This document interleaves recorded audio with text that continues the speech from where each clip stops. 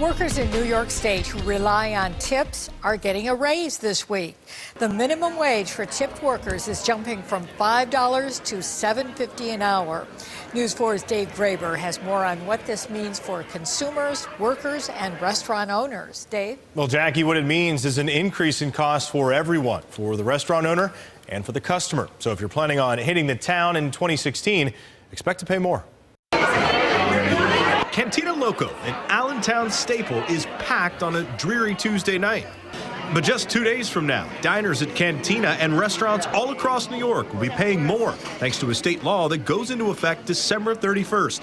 That law increases the wage for tipped workers like Megan McGrady from $5 an hour to $7.50. We make decent money as servers, but it's nice to get a little bit of a bump in pay.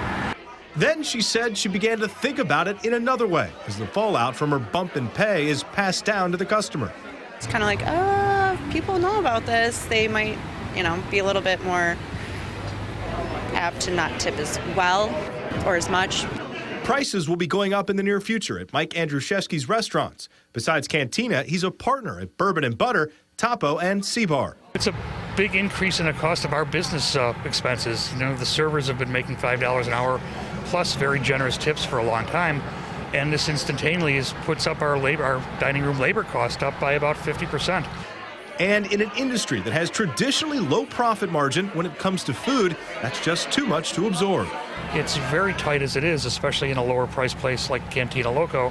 It's really gives us a pause to think about our pricing and what we're doing in the future. And he hopes a decision out of Albany doesn't derail all the good that's happening in Buffalo.